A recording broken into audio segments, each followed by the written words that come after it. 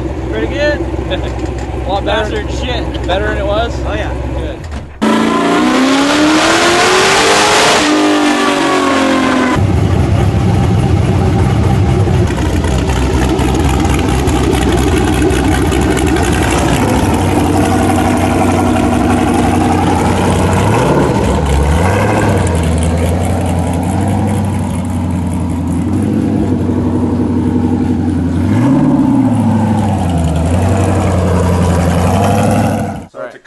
Custom tube chassis on a Volkswagen Thing body. I think 1970 Volkswagen Thing body. But the body unbolts in 3 pieces: the side, the hood, and the other side. You take it off and you'd have a basic kind of off-road tube frame. So we built custom A-arms up front, boxed arms on the lower, J-arms on the top, which means the arm kind of goes in front of the shock, and we're running a coilover, running an internal bypass shock, kind of a 3-tube. There's 2 compression and 1 decompression tube on that shock. So custom spindles, 2-inch hollow spindle, which means the spindle's nice and big. The snout that's on the spindle for off-road and the abuse. The front end normally takes most of the abuse on the front end, but trying to make the body match as best as we could for the car. And then all custom interior, all Holley dash, special electronic buttons, radios on there. And Wilwood pedals, electric steering we put in the car. PRP seats, nice comfy cozy seats, and of course custom rear seat, as you can see, one for the granddaughter, his daughter, so you get a smaller seat that sits inside That's of awesome. there. That's just full an insert headsets. itself for it? Yeah. That's cool. Oh, she loves to drive. She won't go anywhere without being in the car. But Is a seat like that DOT approved? Is a booster that'd seat? be a no, Bob. No, that'd be a no. Oh, just thinking for my car. Yeah. No, I don't know if seats have to be DOT approved or not, but I'd be safer in one of these seats than a regular seat for sure. Yeah. Right, with all the harnesses and whatnot. But 4-person headsets, so everybody can communicate inside the car, talk to each other, because it's normally pretty loud. And then we have radio transmission to all the other cars. So there's a push-to-talk button on the steering wheel. So if we want to communicate, because normally in the desert we might be half a mile to a mile apart from each other, and letting people know what's going on, good or bad. And then in the back, custom again, trailing arm system, box trailing arm. We've got slight angle on the trailing arm, 7-10 degree or so on the trailing arm. Again, coilover, 3-inch bypasses. Custom transmission by a company called Mendiola, so that's a 4-speed sequential. 10 3/4-inch ring gear, big gears, big 934 CV joints, big axles just for the raw abuse it takes out in the desert. And then in the back end we got the L83, Chevy L83 motor that came out of 2014 and newer trucks, SUVs and so on. So that's the direct injected motor, and pretty healthy. We got rid of all the displacement on demand and the active fuel management. Put in a stage 2 cam from Texas Speed, and then just added the blower here in the last couple weeks, and that's why we're here. Today, getting it all tuned up, getting ready for our trip down to the desert here in a couple weeks. So that's what we do. That's where we play hard. We work hard on the cars and play hard, and go and be abusive and take them home, clean them up, and go do it again. Sweet. So this has stock fuel system in it, and the cam's like a 10 over. It's a 10. This one, I don't know if I went 10 over. I know on my car I went 10 over. It might be 10 over. I think we might have done that by default. But all the internals, pistons, heads, valves, all that stuff is stock. Injectors are stock, and then the stage 2 cam in there. So we think we can, probably 6 pounds of boost is probably our number that we're able to run. Sweet. Looks like you got head studs.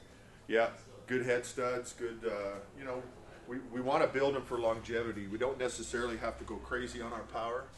The desert, you can only put so much power to the ground anyway, so we don't get too crazy. Right. But lots of custom lights, LED lights there. Light bar, probably got some LED up front. We like to run at nighttime out in the desert. That's kind of fun to do when you're down in Arizona or down in the Baja, down in Mexico. But hood's fully functional. All our electronics are underneath the hood in the front end, so all our fuse panels and fuse blocks and that kind of stuff, we got pretty easy access. Gotcha. So on this side, as you can see, was the Holley and stuff's in there. Yeah. Holley with the GDI So we just pull unit. the seats out for convenience for today to get to everything, but that's mounted under the seat for decent access to get to it. We can see the diagnostic lights, you know, from the back of the car, from the side of the car. Pretty easy to see if we have any trouble. But you know, we build that full structural tubing through the middle of the car. Those 4 bars that go through the middle are really the strong part of the car, and then we obviously go from the floor clear up to the ceiling. And then we do the same thing in the windshield. All those bars go straight through down to the floor. And then in the back we do the same thing. All those bars structurally go right from the top all the way down to the bottom. Last thing you want is to a ceiling to cave in on you if you have happen to barrel roll, or you happen to do something in the desert where you pogo and you come down on the roof. That's the last thing you want, is to take out your neck or your head. So we run a lot of safety as much as we can to keep ourselves safe. You know, knock on wood, we haven't had any issues. But not much on the passenger side. Just good access. We got battery tucked under there and shift linkage and all that kind of stuff. Easy access panels to get to certain things. But sweet. So how many of these sort of cars have you built? Well, this type of off-road car, probably only a dozen or so off-road cars. But just straight sand rails, hundreds. Between me and my son and a couple of the other guys over there, Ronnie and Rocker, hundreds of SandCars. Awesome. So a lot of this came from designs we did in the SandCar world, mated that with stuff we learned in the off-road world, and then put a bunch of experience to it and learned by breaking stuff and putting stuff back together. Perfect. But yeah, a lot of fun. All right, well, that firmware update's probably about done now, and we can get this thing running and get that map sensor rescaled and start going from there, see if it makes some horsepower. Sounds perfect. All right, so we got this thing all connected to the dyno, firmware updated on the Holley. Now we're going to go through and do some idle adjustments, change the map sensor from a 1 bar to a 3 bar, so it's a little different now. Going to get the fuel table kind of close for the idle area, and then we'll do some short pulls and go from there.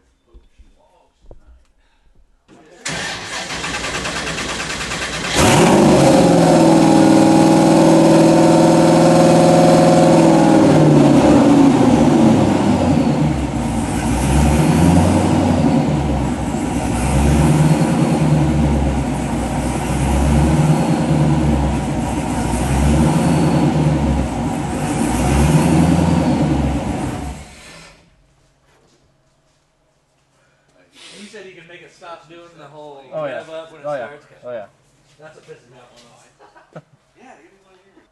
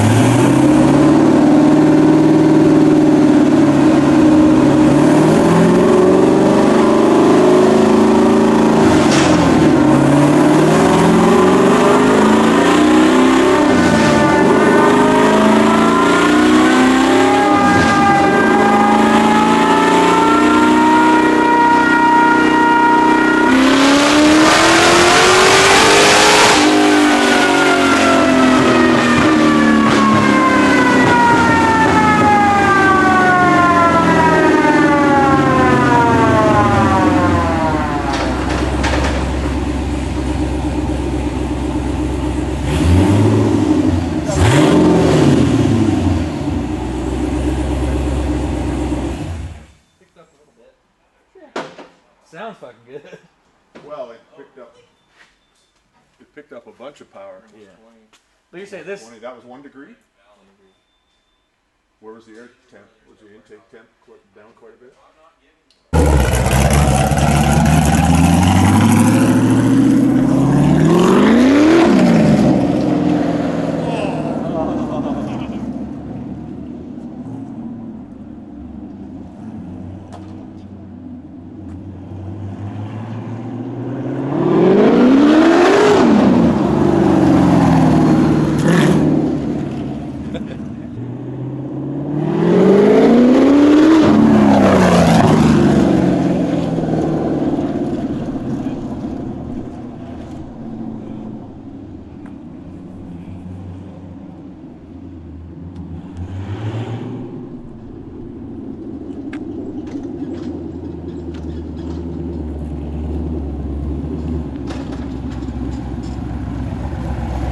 How's it run? Pretty good? A lot better than shit. Better than it was? Oh yeah. Good. Way faster. So you got soaked. Yeah, you turn up the gravel. I forgot about the puddle there. Forget to put the water.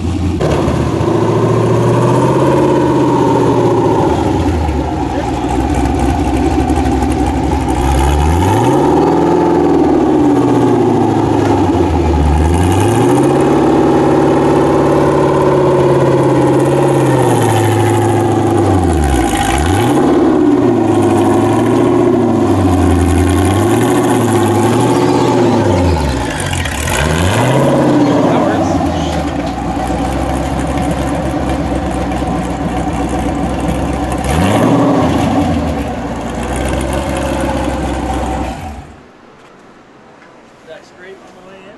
Just a little. It'll make trailers pretty trick, huh? Yeah, fender. This one's got an LS3 with a Tech. I didn't really get any videos of dyno in this one, but it made 380.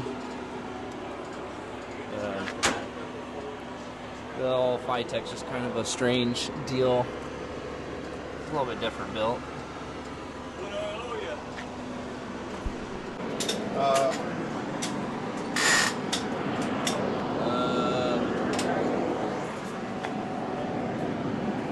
Sweet.